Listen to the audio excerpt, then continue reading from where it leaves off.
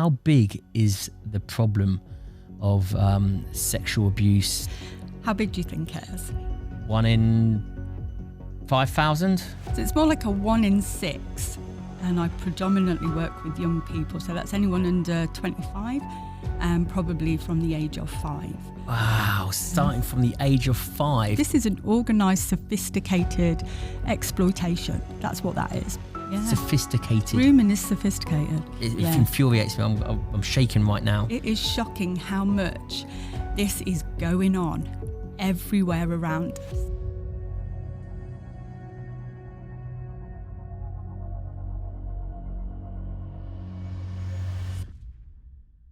Claire? Hello. Hi. Lovely to meet you. Nice to meet you too. How's things? Yeah, good, thank you. Thank you for inviting me. No, listen, thanks for coming on. Super cool to have you on. And super interesing. So Claire, you know, from the email that you sent, you're a psychotherapist who specialises in the field of sexual violence, particularly with young children. So you're a psychotherapist who specialises in the field of sexual violence, wow, with young children, and you work at 2 rape crisis centres. Yeah, that's me. So yeah, psychotherapy. I mean, it's a counsellor, basically. That's kind of what that means. It means that you deliver therapy in some way. And so the main of my work is around sexual violence and sexual abuse. And I predominantly work with young people. So that's anyone under 25 and probably from the age of 5. Wow, starting from the age of 5 to 25. Yeah. How do you not sleep at night in a bad way, but how do you cope with all that information and what you have to see and what you have to deal with? Just talk us through your sort of daily routine of going to work and dealing with these children. Okay. It's not easy. You know, it's not easy at all in the sense that some of the stuff you hear all of the stuff that you hear is horrific and should not be happening. That's the bottom line, isn't it? So what you're dealing with every day is stuff that shouldn't be happening. But I think when you a negative sort of environment, not environment as such as a workspace, but a negative headspace straight away when you enter the workplace. Like you said, it's things all around straight away that shouldn't be happening, that are super negative, that shouldn't be going on. Yeah.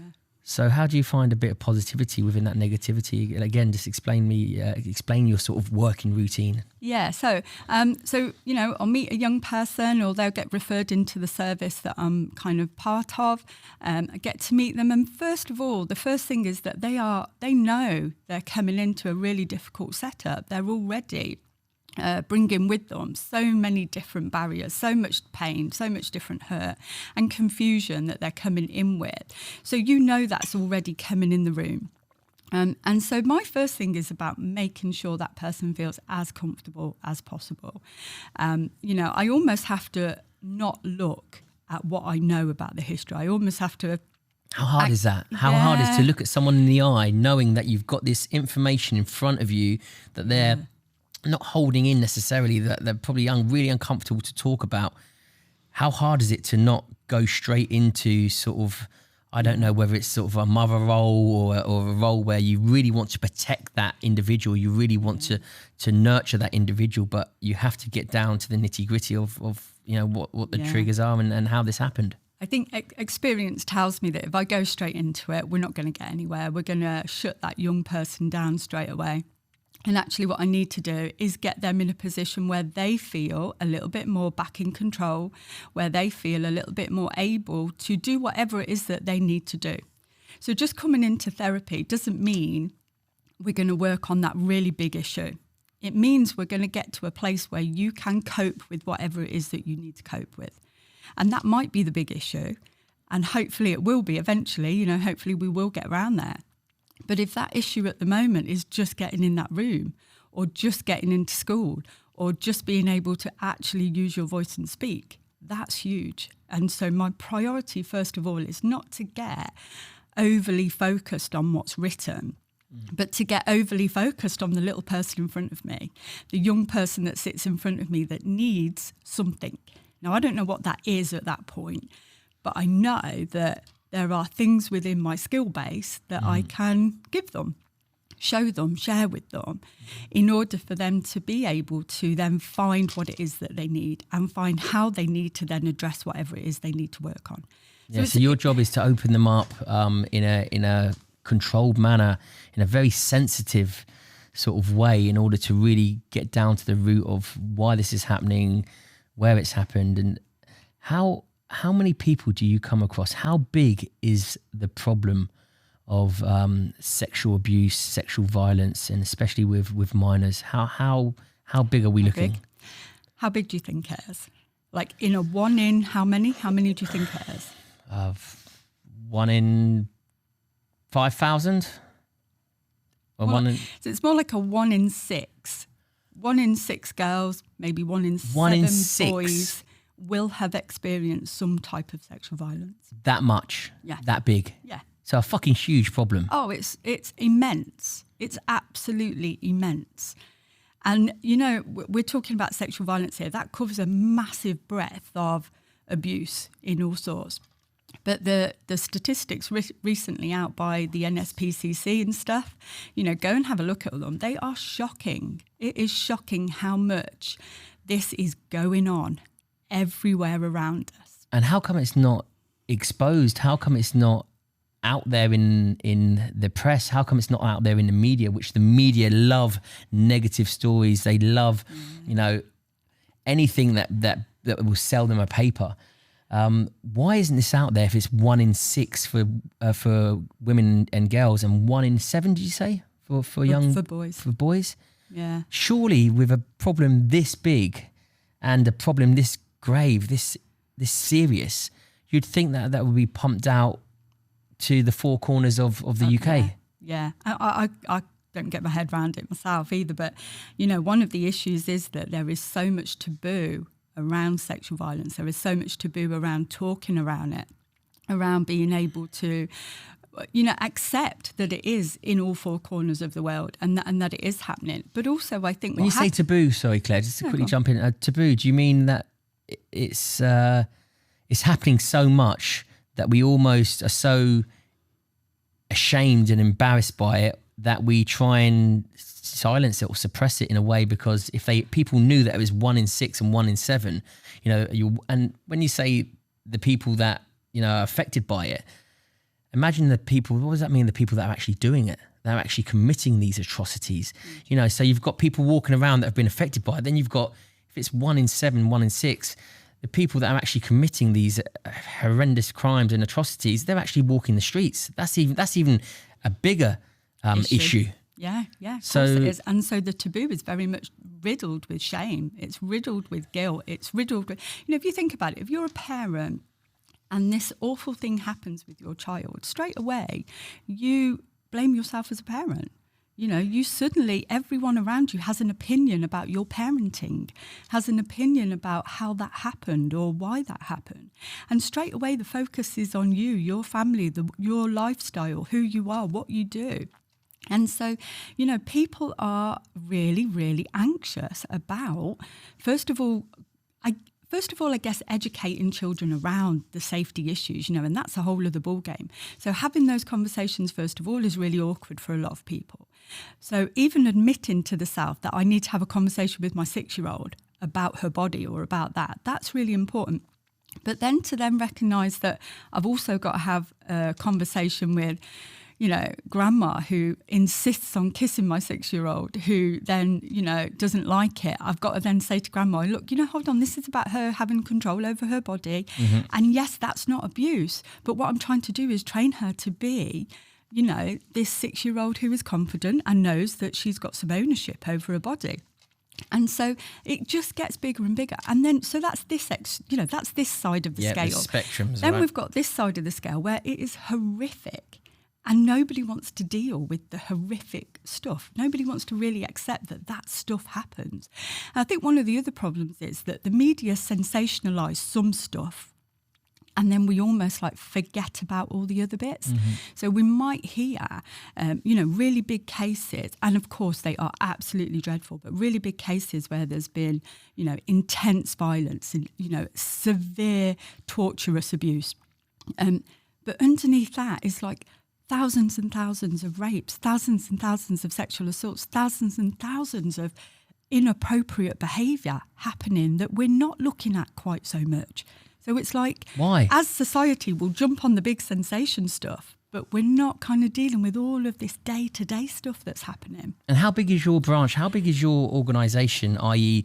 people like yourselves, psychotherapists that come in and deal? How many? Surely they must prioritise that and go, right, we're going to chuck funds at you. We're going to make sure that you've got the appropriate kit to work with, the appropriate facilities to work with. What's that like? So I run a private practice, but I also work for centres as well. So the overarching branch is Rape Crisis England and Wales. And I think there's 39 branches across the country. Now, those branches are probably not huge, but they will be seeing huge amounts of people. So they will be delivering massive services, but on very limited resources. And that's, how many cases a year? Okay, so if I tell you that in one of the services that I'm in currently, the waiting list is probably about 2 years, and there's 2 years to be seen. Yeah, and there's probably about 400 adults on that waiting list. Young people probably get seen a little bit quicker. You'd like to see a young person within 6 months. Almost as if they're in a queue. What do you mean get to see a little bit quicker? They should be seen straight away. In that moment, in that time, when it comes to sexual violence, sexual abuse, you have to get in a queue. That just doesn't ring right. And if people knew that out there, they would be absolutely mortified. Yeah. Absolutely mortified that you got young children, young adults that have to get into a queue to be seen, like if it was just like, oh, hold on a minute. You know, these people should be seen directly. There should be funding pumped into this to the point where as soon as someone makes that phone call, it's like, come in. Yeah. We will deal with this straight away. I think, to be fair, young people would probably get seen a little bit earlier. You're probably looking at about 6 to 8 months. But adults, definitely, you're looking at 2 years minimum. Even 6 to 8 months, Claire. Yeah. That's by that time, if I phoned up and I was being sexually abused and they said, oh, yeah, we'll see you in 6 to 8 months. I'd be like, you don't care. Yeah. Why am I even making this phone call? And you can imagine the people that probably think like that. So the percentage that you're saying is probably a lot higher because you've got people that probably don't even report this stuff, that are scared to report it, that don't want to report it, that think, do you know what? So a friend of mine they're not getting seen or nothing's being done about it and they probably won't even report it in the first place. Absolutely. I can't tell you how much you've hit the nail on the head there. Yeah. But, the thing is as well is that that is reflective of young people's mental health services across the country. This is not just sexual violence. If you're a young person trying to get a mental health assessment, you might get an assessment, but you might not get support for a really long time, or it might be really limited. And so, we're just dealing with one specific issue. But young people's mental health generally is so poor in this country. A few years ago, certainly just before the pandemic, we started to get rid of all of our youth resources and all of our youth services were slashed and cut. What? That's crazy. Insane, isn't it? We moan about kids sitting online for hours and hours, or kids not kind of being out playing anymore. You hear people say it, don't they? When I was young, we used to play out and that. Yeah. Actually, you had probably a youth club at school to go to. You probably had a group down the road that you played football with. A community. Exactly. And then the pandemic came and that just wiped the floor with everything then, because suddenly what we're saying is, okay, kids, you don't have to go out. You don't have to mix with loads of people. You don't have to do that. In fact, if you want to stay in your room and do your online stuff, do it. That's okay. We kind of gave that permission. And of course, we had to. Society was told that's what we had to do at the time, rightly or wrongly. But what happened then is that we didn't come back off it. We didn't come back away from those online devices. And so we're on them much more now than we ever were. There was some crazy statistic, and please don't quote me on it, but something like 5 to 7 year olds were online more than most others. Obviously teens were, but there was this shocking rise in 5 to 7 year olds being online. I can believe that. Because kids pick up iPads, pick up my phone. I get children pick up my phone and they swipe What's your code? They know how to do it. And it's just like, I'm like, you're 5-6 years old. I've got a remote control. It's got about 50 million buttons on it for the TV. I use 5 of them, Ant, right? Mm-hmm. My granddaughter comes in. She's got it on all sorts of things. She can get Peppa Pig on every channel going. Yeah. I'm like, I can't even turn it on. That doesn't surprise. So that I could actually not quote you on that, but I can actually believe those statistics. Yeah. And so what we did was we said, kids have got to be online for school. They've got to be able to do this. This is really important. So then we had this setup where not only were young people online more, well, there's a massive red flag. We've got younger ages online. We've got young people being online for a longer amount of time. And we've also got young people now using adult devices or parents' devices in order to do schoolwork, but then maybe having an hour gaming on it as well. Or we don't have firewalls maybe on that, or I don't know, adults have all sorts of things on their stuff. That's their prerogative as adults. But that then opened up a massive world of accessibility. So young people being able to access all kinds of different stuff online, but also young people being accessible by the wrong people. And going on to that online stuff, and I can see it, and like I said, it makes my skin crawl because I'm sat here with you and my mindset is very much aligned with your mindset right now. So that feeds into online grooming, surely, and the whole online sexual world where children are being held to ransom for photos, for being groomed online, being pushed into a whole world of not only being in a really, really bad headspace that can potentially, we've seen it, people take their lives, but continuing to be groomed and thereafter being sexually assaulted. Yeah. Is that a huge problem, and has that risen since the lockdown? Yes, definitely. Definitely. I think what we're probably seeing now is more reporting of it than it was, which is, brilliant. But yeah, definitely risen online. And again, purely for the fact that young people were online longer, accessing more stuff. And how does it work? We talk about online grooming and people say, oh, that never happened to my child.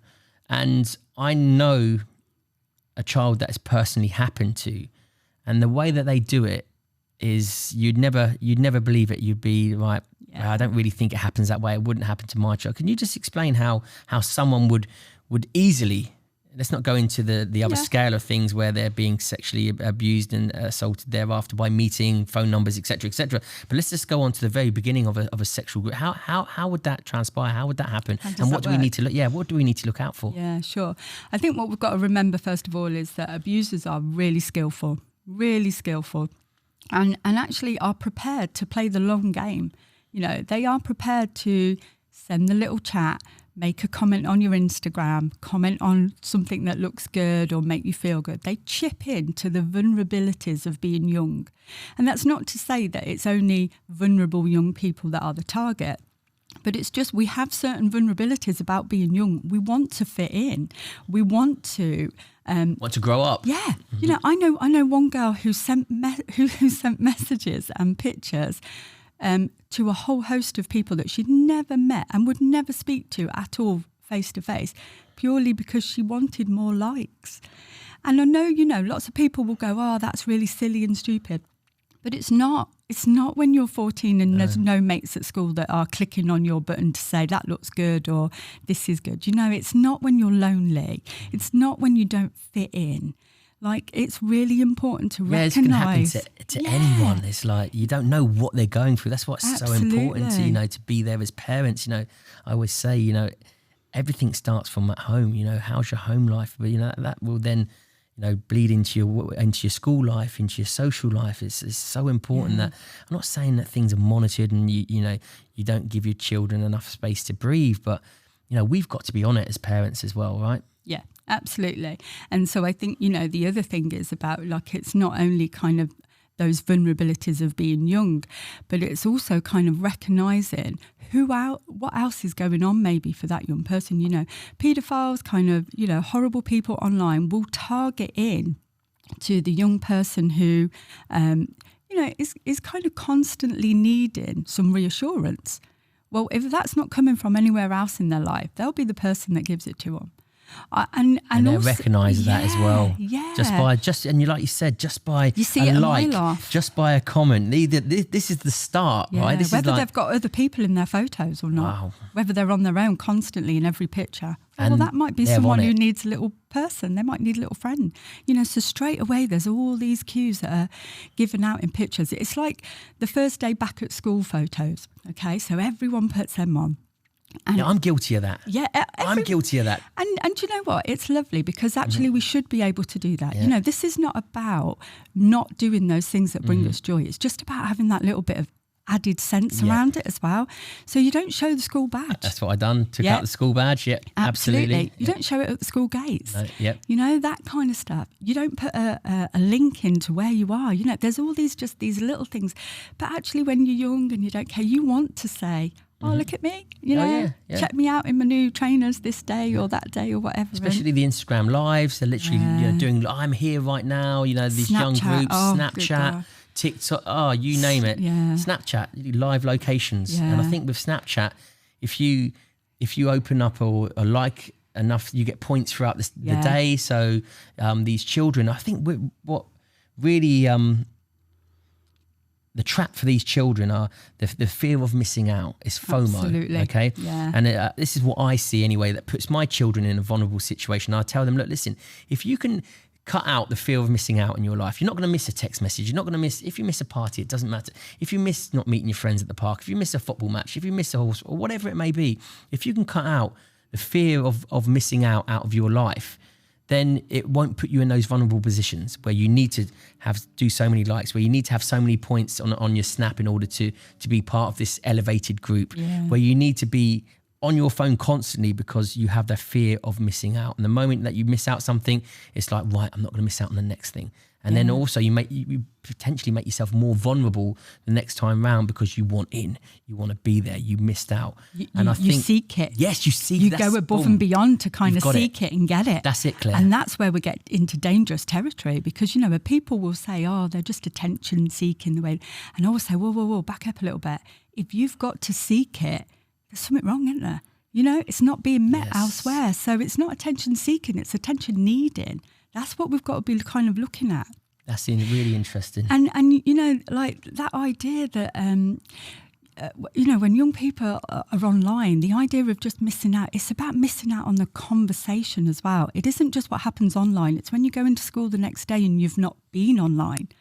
Or so I work with young people sometimes who don't have access to those devices. They might have like an hour when they can borrow mum's phone or something like that. And for them, the problem is not being part of the party. So when they get to school, they're kind of almost like excluded because they're not part of the online gang or the party, or they've not been in the WhatsApp chat the minute they left school. But that's when they become vulnerable as well, right? It is, yeah. So kids can't win, can they? It's a double-edged sword. Yeah. Yeah, and it is all the way for young people. It is all the way for young people. I don't want to be doom and gloom because I'm not. I'm actually a really positive person about it. It's really important that the viewers and people that watch this or listen to this can understand and implement these small things. That's what this podcast is all about, is really tackling the hard talks, the hard problems in society and going, right, well, actually, this is what we can do to have a progressive sort of solution or to move forward in tiny footsteps. But, it's important that we cover these things because for me, like a complete idiot to say 1 in 5 found. Now that you've told me 1 in 6, I feel like a right idiot. I'm sitting here now thinking to myself, oh, do I edit that out? And I'm thinking, no, because I guarantee you a lot of people around here think it's the same. And I thought about it as in filling an auditorium with 5,000 people in one of my talks. And I think, oh, well, how many people would be, sexually abused, or maybe one person in there, 2 people max. And it's like, no. That's just shocked me. And I think, like what we're talking about there is that sense of every woman every single woman will have felt unsafe at some point, will have walked home and felt unsafe purely because she's a woman. Yeah. Mm-hmm. Well, that's your daughters, your sisters, your nieces, not just your partner and mum and everyone else. That's every single woman will have some experience of feeling uncomfortable by someone else. That's not on. No, it's not. It's not on, is it? And can you imagine if people knew and I understand why now the media don't cover it as much, or there's That it's almost that like, sort where'd of- you start? that taboo, because it's like if we did expose, then no one would be out in the streets probably. You know, it could have such a negative, detrimental effect that, you know, if it's exposed to the extent that is really happening, then it could have such a negative effect on society. But the online stuff is one thing. What about when it transpires into the physical? Are there? We hear about these grooming gangs. We hear about there. Is there a dark organization or dark web or dark, you know, underground organization, or do these pedophiles or these call them wrong-uns, whatever you want to call them, they rarely operate alone, right? Yeah. How, I mean, you know, it's like any, I don't want to call it an industry, but it's like any kind of industry. There's layers of it. But it is an industry. Yeah, let's call a spade a spade. Yeah, it's an industry. It's massive in the financial exploitation. You know, you've only got to look at things like Pornhub. Like Pornhub were investigated a few years back, and they were, because they had really inappropriate stuff. Now they have lots of other porn on it. That's individual's choice whether to go on that. But they had really inexplicit, really damaging kind of child porn on there. Now, instantly within being investigated, credit card companies got involved and said, oh, we don't want our credit card to be connected to that, pulled offline. Well, that makes a massive difference to Pornhub then, if they've only got 4 credit cards involved and not, you know, 10. not 10. Yeah. And so instantly, 11,000 videos went straight offline. 11,000. Wow. Pure, and it wasn't necessarily because of being investigated. It was because the credit card companies pulled out, really. If you haven't got your money stream coming in, you're not going to sustain. You're not going to do that. An industry, right? But your question, I mean, you know, you said earlier about when the online stuff becomes kind of physical in that sense. Let me tell you, online stuff is physical. Okay. It is. Because when you're in your room, your place of safety, now let's bear that in mind, right? Your place of safety has now been violated. The people that live in your place of safety are part of that as well. I mean, they're not the abusers necessarily. Someone literally but in your house, a stranger in your room. It's in your room, and you're not getting rid of that. You know, if you don't want to turn your phone on because you're not sure whether there's going to be a message, or there might be a picture, or there might be something, a demand or something, you then don't want to go downstairs in case they have done what they said they were going to do, and that's give mum and dad the picture or send it to your schoolmates. You don't then want to go to school. You don't then. So it is physical. So it is physical. No, I get that. It's totally physical. Didn't look at it like that. And that's blown my head a little bit.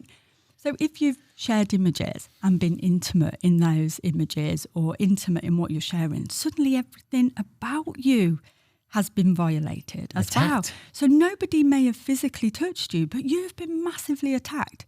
You've been invaded. And in some sense, that's really difficult then to come back from. Because what do you do? This is me. This is me, but this is the bit I don't like. They've got in, and then they're not even present, but they've got in. And isn't that scary? Like, is it, you know, even as an adult, that is properly scary to think that somebody can get in and control you, and they're not even here. Mm-hmm. But suddenly you're not going to school. Suddenly you don't want to go online with mum because you don't know whether she's getting an email or getting something, or there's going to be something sent to the house, or your mates are going to know. You don't want to go there. You might suddenly kind of change the way that you're being. So, you know, you might cover up a bit more. You might change your image because actually that image was connected to what that person liked, or, you know, that person clicked on a picture of me looking like that. So I'm not going to look like that now. I'm going to I'm not going to the gym. I'm not getting those abs. I'm not doing that. I'm going to hide isolated, away. Yeah. Withdrawn. I'm not going to bother washing. I'm not going to bother doing this because, do you know what? I don't want any connection with this part that has been violated. And what type of person, having dealt with it for you, what type of person does this? Sickos. Yes, sickos. Yeah, you know, I don't know how else to put it without swearing too much. But I know, but you see in the press, and you see, you know, in America, that they're being named different. You can't call them pedophiles anymore. You can't, you know, they're persons who are attracted to minor interest. What does that even mean? Persons whose interest of minor. I can't even say it because it infuriates me. I'm shaking right now. But having dealt with the victims of this, what type of individual is behind this, or what type of organisations and gangs are behind this? Yeah, do you know what? I think we have to be really kind of careful to categorise it in some sense, because it's not just when I was growing up, it was like weirdo in the park in a Mac who might expose themselves, that kind of thing. Do you know what I mean? And it's just not like that.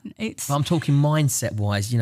Obviously they shouldn't be walking about in society. They suffer from mental. People will use that as an escape. So I don't like to say mental health issues, even though they do. It's blatantly clear that they do, but not in the way where they can justify that, because it's unjustifiable. We're adults. We know what's right. We know what's wrong. Absolutely. It's let's be honest with that. But would they have suffered themselves at the hands of without finding excuses for these people, right? And which I don't want to do. And I don't want to categorize them. You're exactly right. But do you think that it's a knock-on effect to have you found that maybe that these people that are committing these fucking horrendous crimes have suffered at their, and they think it's normal? I think that is definitely part of it. We can't deny, that most people that I guess behave in this way have some history of trauma in their own right, and be that sexual violence, probably, I'm guessing, but definitely some kind of trauma. So I guess what we would be looking at there is more than likely like attachment trauma. That's probably the key thing, is that real attachment. When we struggle with attachments, when we're not able to make relationships properly, we kind of go odd ways round trying to get them. And it's like this seeking thing again. So, if I want to kind of have a relationship with this person, but they don't want to have a relationship with me, but I'm really adamant, I need to have that person in my life. I need whatever it is that they're bringing. I'm going to find some really bizarre ways of getting there, aren't I? Yeah. And I'm going to use control, and I'm going to use power, and I'm going to use befriending, and I'm going to use all these different things. And so what we get is people almost meeting their own needs in really obscure ways. Got you. And like I say, I don't want to justify any of that behaviour because I just can't. It won't come out my mouth. No, I'm the same. But do you know what I mean? Even Mallory's a bit. He's on the hunt right he's now. Struggling. Yeah, he's struggling. But obviously, these people also, and I can't believe I'm going to air this, but these people also need some help. Yeah. I don't know how much we come back from that. It doesn't want to come from my mouth. Yeah. There's no doubt about it. They need some serious help. Yeah. But again, there's no. In my eyes, you're an adult. You know you're right from wrong. You know what needs to be suppressed within inside of you, because it's a complete crime. It's a complete violence. That's a really good point. That you know what needs to be suppressed inside of you. Do you, though? Because in today's society, we don't really make people suppress anything. No. We kind of say, be you, do you, however you want to do it. You just flip the coin there, really. There is an absolute space for everyone. And part of me thinks, I'm glad there is. I'm glad there is a space for everyone. But it's that double-edged sword again, isn't it? Where it plays into the opposite side of stuff. Wow. Do you know what? It's like a double-sided coin, isn't it? Yeah. There's a couple of things that you've said to me during this conversation which have literally just just blown my brains, really. Because it is. We live in such an acceptable society that everything is okay. Be yourself, express your emotions, don't suppress anything because it's bad for you. Yeah. And then you've got this horrific side that are being told that it's probably okay, that, it's not. There's always somebody that's going to tell you you're okay if you look for them and find them. Everyone finds their tribe. Pay enough money or if you pay enough money, or if you find that, if you find your tribe is part of the dark web or whatever, somebody will tell you what you want to hear. Yeah, that belonging. That it goes back to that belonging again, doesn't it? We don't really move too far away from being children, do we, as adults? What we do lose is that inhibition to be playful, and we lose all the good parts of it in some sense. Yeah. But yeah, there's always going to be a group that will accept you and find you. So if that happens to be about warped behaviour and different stuff like that, well, sadly, that is what's part of it as well. And so that's why we can't categorise people in, because, it's the person next door, it's the gang on the street, it's this. There is somebody in every environment, sadly. And what about these, you talk about the gangs on the street, what about these grooming gangs? They're a serious issue that no one wants to seem to talk about. And, we won't go into the nitty gritty of it, but that's a serious problem of these grooming gangs. Yeah.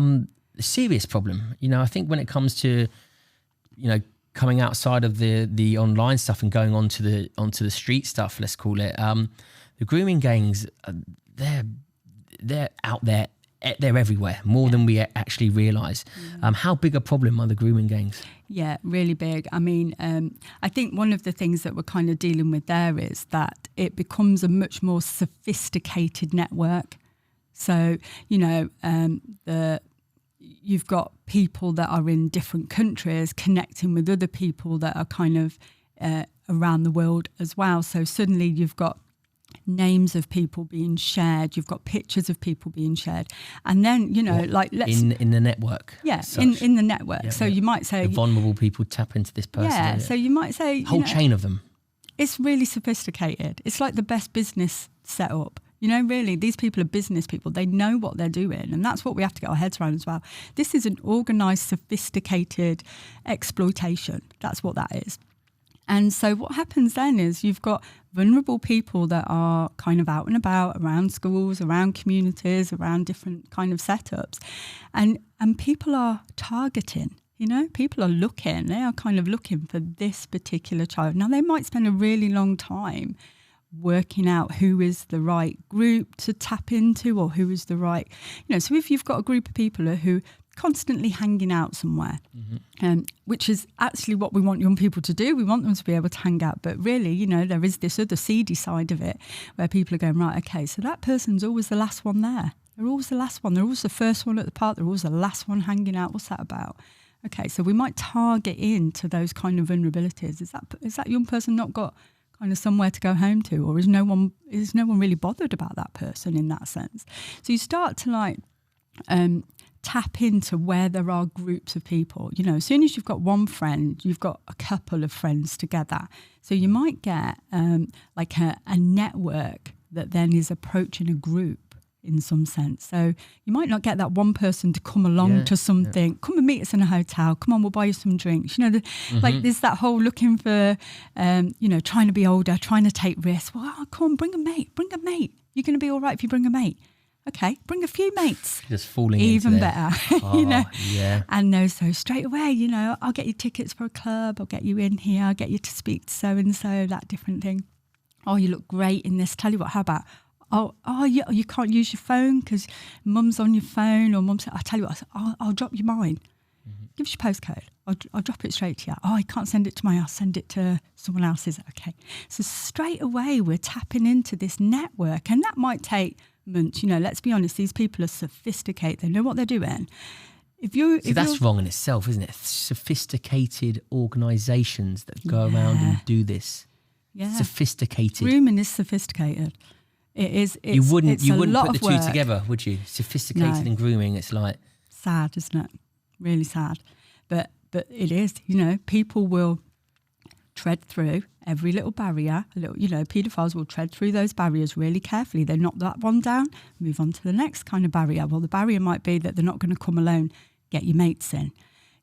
Next time, okay, we'll just bring a couple of mates in and we'll do that. Do you want a drink? We'll kind of get you weed. We'll do this.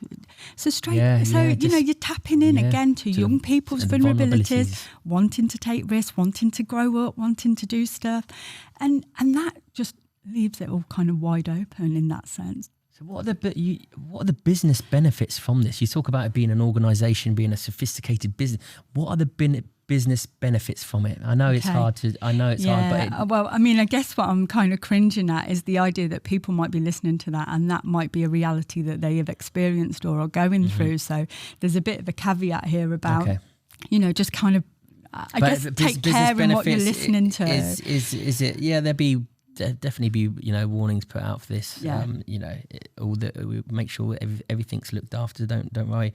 But I think it's really, really important. It's really, I don't like to use the word fascinating conversation, but necessary a necessary conversation, because we talk about the organisation, the business.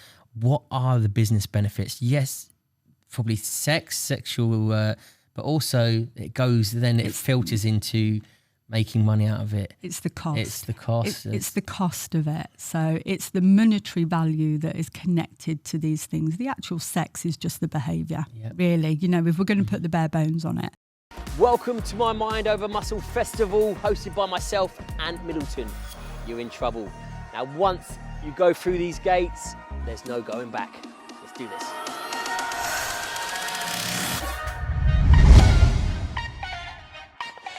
With 250 acres to play with and to fill, come along, fill it up, and come play with Team Ant. My Mind Over Muscle Festival, hosted by myself, Ant Middleton, is open to all. Come along, face your fears, and unlock your true potential. This festival is open to all abilities. It will be action-packed, fear-defying, and a coming together of positive, like-minded people, encapsulated with the main ingredient, fun. Because also, almost, if you can cut the head off the snake, you talk about taking the credit card away from porn sites. You take the monetary value away from it. Boom. Yeah, straight down. It devalues it, right? It's not as appealing anymore. Absolutely. So online grooming, people, groomers or kind of parts of that community will pay for particular photographs, particular videos. They will pay for access to particular children in some sense. They're paying for the information. They're paying for the accessibility. And so if you've got... it's and I think this is one of the really hard things, that maybe families or people struggle with, is it is not about your personal child. Sadly, it is about the performance, it is about the behaviour, it is about what the other person can see happening, which sounds very cold, and I understand that, but they are just paying to see that. They are paying for that image, they are paying for that experience that is then going to hit their kicks in some way. And so we almost need to take some of the emotion out of it a little bit in order to then deal with it. What are we dealing with? We're dealing with people that are buying images, buying videos, buying access to children and young people and adults as well. Let's not deny this is happening with adults as well. Yeah, but buying access to them. Access to them. That's what they're purchasing. That is huge. People will pay vast amounts of money for a particular style. And that's always been within the porn industry, though. You see it on films, you see it on, and you think to yourself, that doesn't really happen like that, but it does. And that's another really big point as well, is there is so much kind of imagery around, like even on Instagram, you kind of can't get away from it sometimes in that sense. So that when young people are having these experiences, like with their boyfriend, girlfriend, whatever, they're expecting it to be like that, or they're thinking they have to do this. I had a young person who say to me, I've got a new boyfriend, Claire, and I was like, okay, tell me a bit about that then, let's hear this, girlfriend. And, we're chatting away about it, and she's going, I don't really know if I want to do anal on the first date. There's a part of me that nearly choked to death. But you have to bracket that a little bit and just say, okay, so where's that coming from then? What makes you think that's kind of part and parcel of a first date? Social media. You look at Instagram, they joke about it. They joke about everything. It's almost, I'm shocked at that, TikTok, Snapchat, Twitter.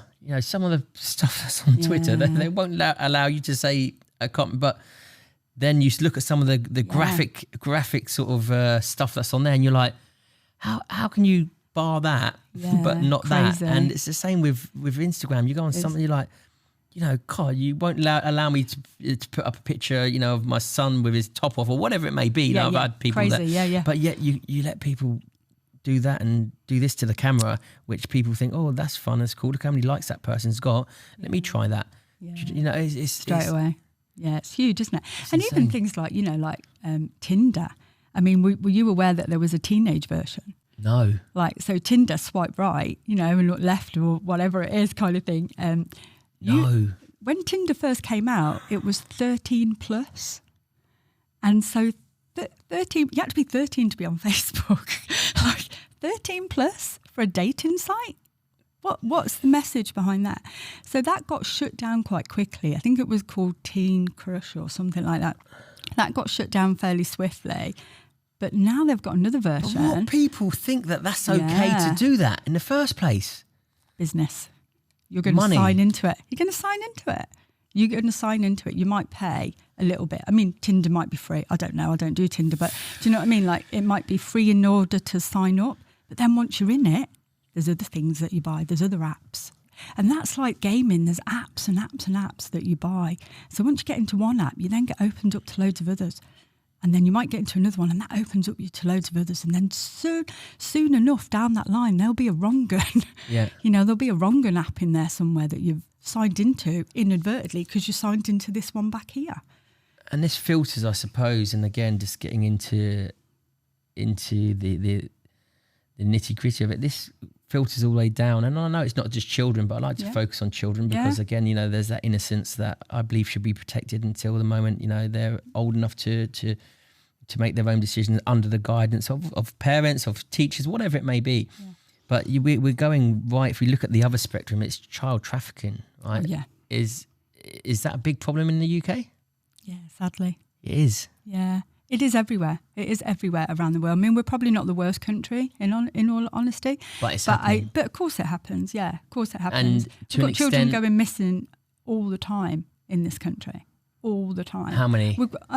I don't know. That's not my area of expertise, so I wouldn't want to quote on that. I yeah. mean, and maybe that's something you look at. I don't know. No, but I will. you know, it's like, but what I do know is that we've got an awful lot of children looked after.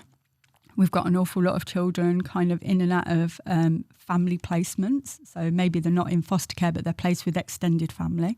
We've got an awful lot of children that are non-attenders to school. Mm-hmm. So they're kind of disappearing for 6 and 7, 8 hours a day. We've got a big county lines problem going on that we're kind of aware of, but again, it's all these little undercurrents that are just tapping into the vulnerabilities of just being young.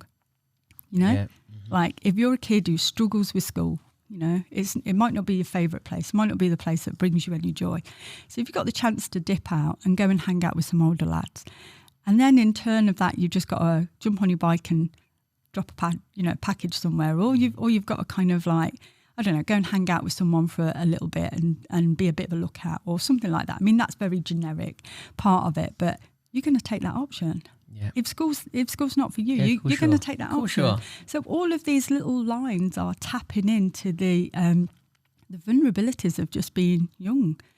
You know, if you're a looked after person, there are some amazing services out there. And I'm definitely not someone who's going to kind of shut down on services or slag other professionals off, because people go into these jobs for all the right reasons. You know, you just get wound down by it, I think, sometimes.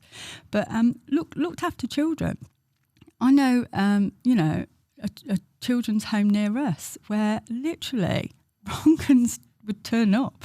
Just turn up and literally people would jump in the car, they'd go off for a few days, that young person would be marked as missing, can't really find them, don't know what to do.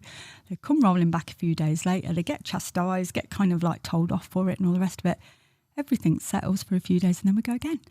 And it's like, what do you do? I think the problem is so vast and so spread out and it's so layered. Yeah, and that's it. It's layered. It's multi. If you see it at one level, you might not see it at all the others. Or if you focus too much in on one thing, you miss all the other stuff that's happening. And I think that's why services like Rape Crisis England and Wales are there, because they see the big pictures. You know, they see the big pictures. And what are these services again? Rape Crisis? Rape Crisis England and Wales are rape crisis centres across the country that offer a range of different support services for people that have experienced sexual violence of all kind. And they will support supporters, so they'll also support families, partners, whoever is kind of supporting that person. And is there a number or website that people can go to? Yeah, so I can leave that with you if that's absolutely. okay. I mean, it's a national number, absolutely. so I think it would be good to put on. No, but they also do like an ISVA service, which is Independent Sexual Violence Advocate.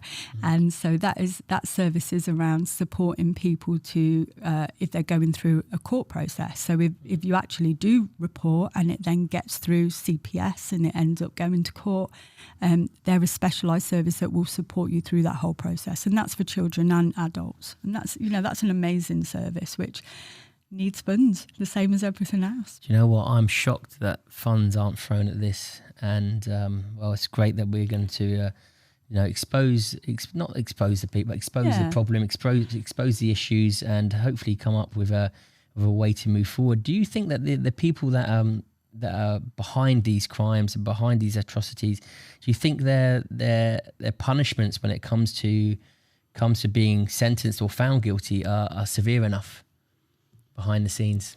And again, just an honest opinion, they're not. Honest opinion, no. So there's not at all.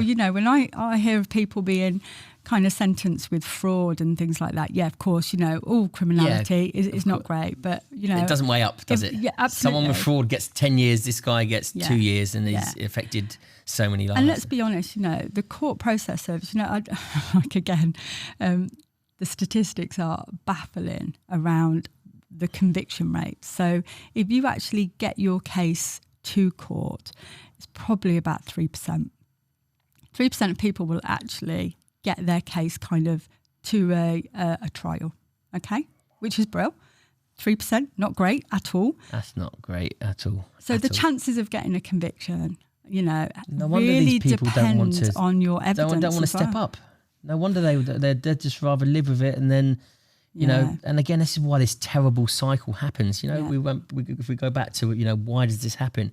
If this terrible cycle continues to happen and we don't break a link from the chain, then what's the solution? And I think one of the problems is with kind of getting convictions is evidence, is actually getting, your evidence has to be above and beyond. It has to be firm in that sense. So if you think about a sexual assault, it's your word against mine. Yeah. And so what else do we have to do? If we got evidence of people being around, is it on CCTV footage? If we got this, if we got texts, well, we probably haven't got all of that. Because these people don't work like that. Now, one of the things with being online is... They don't work like that, like you said. They're clever. Because it's smart. One of the things about being online is that there is probably some traceable mark of that person contacting you or being in contact. Mm-hmm. So that at least brings some evidence in some sense. But getting evidence... Concrete evidence is... And then let's put that back into children and young people.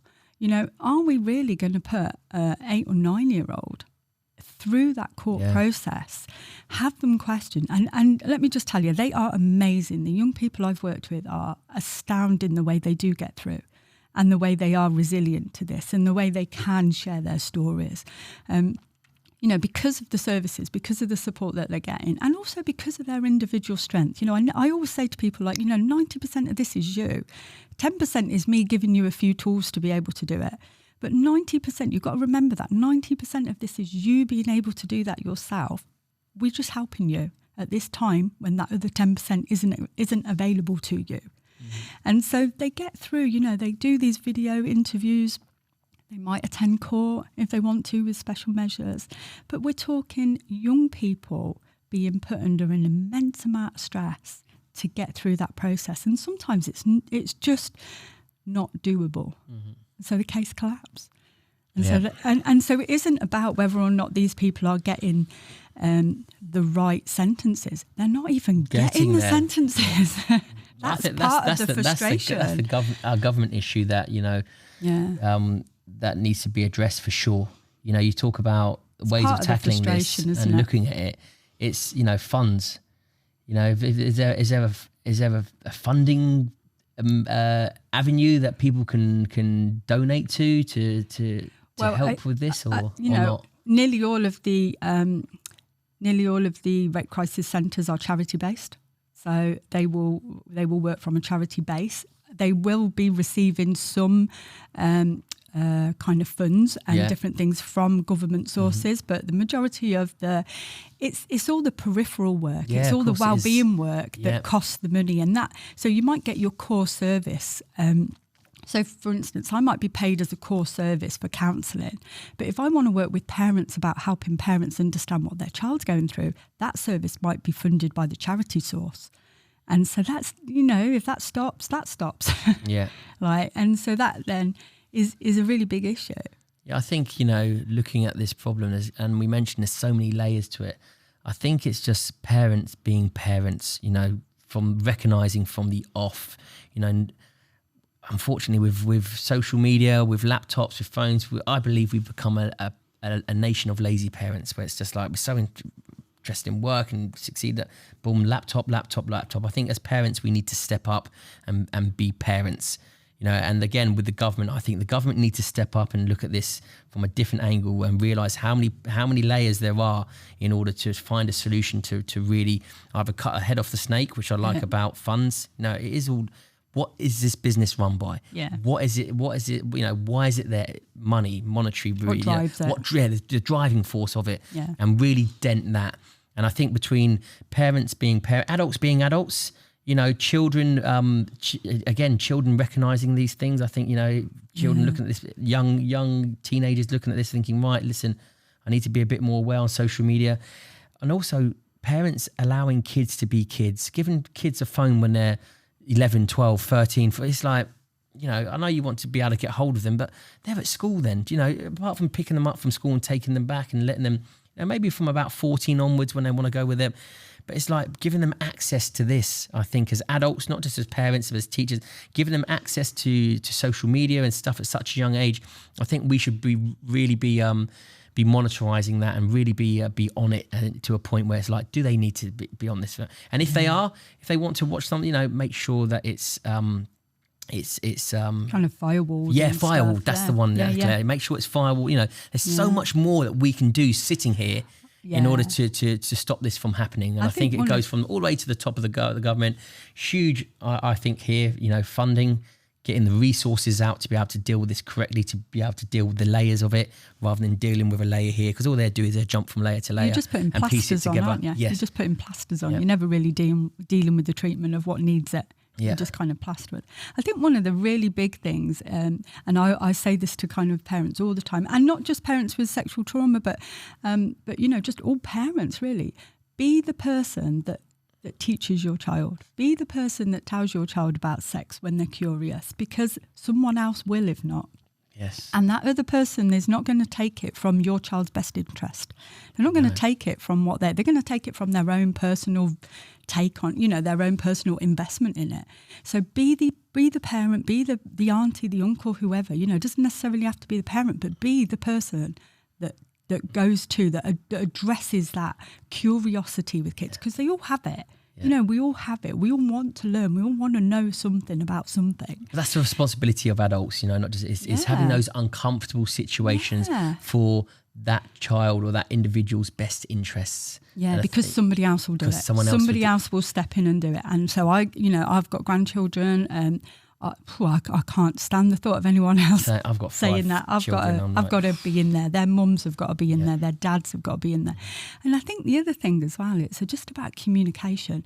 No wonder people say, "Wow, he never talks to me. She never talks to me." And I say, well, then you've got to work a bit harder. Yeah. And I feel that's, and I'm not coming down on parents. I love working with parents. And I think what we've got to do is boost them up. We've got to give them the confidence and the skills to be the parents they need to be. Yeah. Not all of us had great childhoods. I feel very blessed. I had an amazing childhood. My parents are phenomenal. And the network around me was. Not everyone has that. Not everyone has that good moral compass in that sense. So we've got to help parents. We've got to stop blaming and shaming them. We've got to say, right, this has happened. Okay, we can't change what's happened, but let's think about where we go from here. What do you need as parent, mum? Because if I can help you, we're going to help your daughter, or we're going to help your son. I can also help you think about some stuff to do with your child, and I can also, or other professionals can help your young person. But we've got to skill parents in a way that doesn't say, oh, you've got to go on a triple P program because your parenting's crap. No, you've got to go on a program to understand what it is to be young again. You know, I do some work with young people where I get them to sit with their parents and I throw all these really awkward questions and they go, oh, I don't really want to answer that. I say, well, you've got to. Yep. You kind of can't go again. But they know it. That's why they shy away from it. It's almost like hearing the truth. You know, no one wants to hear the truth. But when you throw it out there, it's uncomfortable for that split second. But then you've got, kids charge of it. Kids go, oh, okay, so you did that. So you did do that. Oh, so you might get it. Okay, so note to self, mum might get it. If I need to go and talk to her, mum might get it. Because she did do that thing, didn't she? And so sometimes you have to give a little bit. You have to get playful and creative about talking to your young people. You know, you've got to love that. You've got to, like, if the only time that young person is with you is when you're dropping them off somewhere, because we've all been taxi services, haven't we? You know, I still am. Yeah, sadly. So you know, you say things like, plug your phone in. Let's have a listen to what music you got on. Oh my God, you know, what is that all about? You know, let's sing this out loud in the car. Breaking down those barriers slowly, isn't it? Well, show me use this then. Or you know, no end. I mean, I can't tell you the amount of times I've rang people that I know are particular football supporters and I've gone, give me the latest on this team. Who's the player? Because when I've gone back to work with someone, I've gone, right. So like, what do you think about him then? Like, what's Sancho's up to? What's going on? Like, and you hit the nail on the head there. It just breaks it down. And it is, you know, You've got to get interested in your children. Yeah, and you know, because someone else will. Breaking down those barriers before someone else does. Yeah, and when they do, it won't be in the best interest of the individual. It'll be in the interest of their needs. Yeah. So get in there first, and it's not about saying you've got it all wrong. It's about saying, right, from here on in, get more interested. You know, you don't have to take them out canoeing. You don't have to like spend a fortune spending time with them. You just got to be available. You've got to spend time with them. And you've got to get interested in them. Yeah. Well, Claire, this has been an absolutely phenomenal chat. Really interested. I could chat with you for hours. Normally people say that to me, but I'm throwing that back at you. Thank you very much. Thanks for coming on. And, you know, we'll put the relevant information in place to make sure that people are aware where they can go to, who they can talk to. But, you know, we've come to a conclusion, I think, as well. You know, adults, be adults, you know what's right and wrong. We can you know, communicate in a way with our youngsters where we can help prevent further trauma down the line, and hopefully you know, in the near future or the distant future, to try and stem this as much as we can, because it's a huge issue, and I didn't realise how big it was. I think we don't have to get, like, we have to be aware of the big issue, but we also have to be aware that we have got a part that we can play now. Yeah. You know? Yeah, exactly. We've got a little part now that we can do, and it will just chip away at it a little bit until eventually we can really dent it. That's the whole thing. You can't get bowed down with a big issue. You've got to deal with what you can deal with first. And we should start now. Yeah, absolutely. Thank you, Claire. You're welcome. Listen, you've been awesome. Thanks for having. you. And listen, keep up the good work. What you do is absolutely amazing. Keep inspiring. Keep helping people out. Thanks for having me. It's been really good. Thank you. Thank you, Claire. Cheers.